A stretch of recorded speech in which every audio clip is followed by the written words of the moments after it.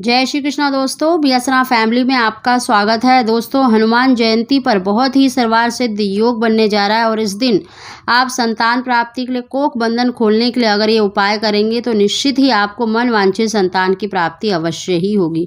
दोस्तों, हनुमान जी साक्षात इस धरती पर विराजमान है, अष्टनिधि के दाता हैं। इनके आगे अगर कोई उपाय किया जाए तो निश्चित ही आपको उसमें सफलता मिलती है।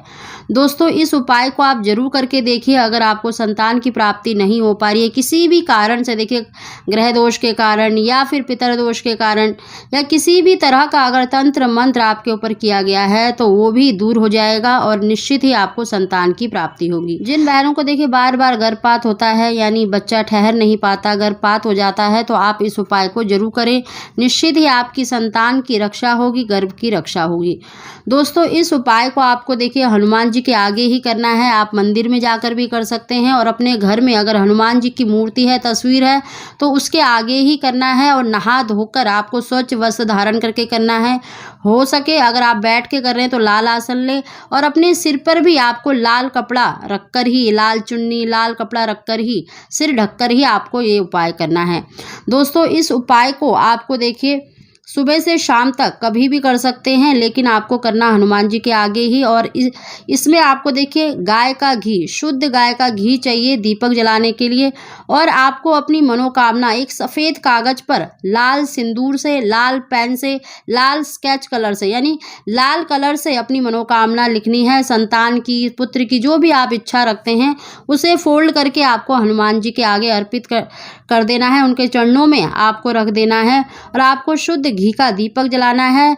और आपको गर्भ रक्षा के लिए आपको एक लाल धागा लेना है। आप कलावा भी ले सकते हैं, लेकिन अगर आप रेशमी या फिर मतलब जो लाल धागा आता है बाजार से वो ले लें 1 मीटर। और उस पर आपको देखिए 9 गांठ लगानी है और हर एक गांठ पर आपको एक बार हनुमान चालीसा का पाठ करना है। दोस्तों, इस उपाय को करने से निश्चित ही गर्भ की रक्षा होगी, संतान की प्राप्ति अवश्य ही होगी। साथ ही दोस्तों देखिए आपको एक लोटा लेना है, उसमें शुद्ध जल भरना है और उसमें आपको 2 फूलदार लौंग डाल देनी है और 1 रुपये का सिक्का रख देना है। उस लोटे को ढककर आपको हनुमान जी के आगे रखना है। उसके बाद ही आपको ये मतलब पाठ प्रारंभ करना है। आप एक लाल धागा ले लें, उस पर आपको मतलब एक गांठ लगानी है और दीपक को प्रज्वलित करें और हनुमान चालीसा का पाठ करें। फिर आपको दूसरी गांठ लगानी है और हनुमान चालीसा का पाठ करें और ऐसे ही आपको 9 गांठ लगानी है और उस धागे को आपको हनुमान जी के आगे अर्पित कर देना है। और हनुमान जी का जो सिंदूर होता है, उनके चरणों का सिंदूर आपको उन 9 गांठ पर लगा देना है। दोस्तों, अगर आपके घर में, जैसे आप घर में कर रहे हैं, सिंदूर नहीं है तो आप किसी भी मंदिर से वो सिंदूर पहले ही लाकर रख लें। दोस्तों, अगर गाय का घी ना हो तो आप तिल का तेल ले लें, लेकिन आपको भैंस का मतलब जो घी होता है वो नहीं लेना है। गाय का घी हो तो बहुत ही अच्छा है, नहीं तो आप तिल का तेल के दीपक जला सकते हैं।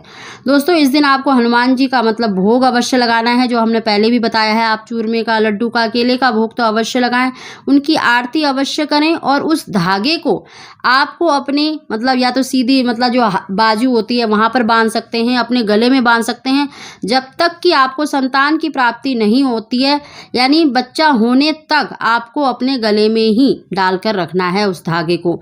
लेकिन अगर आपके जैसे कहीं सूतक पातक में जाते हैं तो वो खंडित हो जाता है, तो कहीं भी ऐसे मतलब किसी की क्रिया वगैरह में जब जाते हैं तो उसको उतार के जाएं।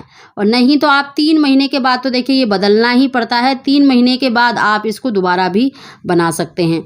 दोस्तों, इस तरह से आपको ये धागा तैयार कर लेना है और उसी दिन आपको अपने गले में या सीधे हाथ की बाजू में उसको बांध लेना है। आपने जो हनुमान जी के आगे जो जल रखा था ढककर, 2 लौंग और 1 रुपया डालकर, उसमें से थोड़ा सा जल आप अपने सीधे हाथ में रखकर हनुमान जी का नाम लेकर 1 घुट के करीब आपको पी लेना है। बाकी जल को आपको अपने पूरे घर में छिड़क देना है और बचा हुआ जल आप पीपल में डाल दें। दोस्तों, हनुमान जी के आगे जो आपने जो कागज रखा है, जो आपने अपनी मनोकामना बोलकर रखा है, उस कागज को अगर आपने मंदिर में किया है तो हनुमान जी के चरणों में ही अर्पित रहने दें। अगर आपने घर में किया है तो उस कागज को आपको किसी भी मंदिर में हनुमान जी के चरणों में रख कर आना है। साथ ही हनुमान जी को भोग अवश्य लगाएं। भोग पर आपको तुलसी अवश्य रखनी है। तुलसी रखने से हनुमान जी बहुत ही जल्दी तृप्त हो जाते हैं, प्रसन्न हो जाते हैं, तो आप तुलसी जरूर रखें। और थोड़ा सा प्रसाद आप खुद भी अपने पति को भी अवश्य खिलाएं। सह परिवार अवश्य ही ग्रहण करें। इससे सब परिवार में मतलब प्रेम बढ़ता है, घर में किसी तरह का गृह क्लेश नहीं रहता। आप इस उपाय को जरूर करें। ये बहुत ही सात्विक उपाय है। इसको करने से निश्चित ही आपकी जो मनोकामना है वो अवश्य ही पूरी होगी। इस दिन बहुत ही सर्वार सिद्ध योग बना हुआ है। हनुमान जी के आगे ये उपाय अवश्य करें, निश्चित ही आपकी जो मनोकामना है वो पूरी होगी।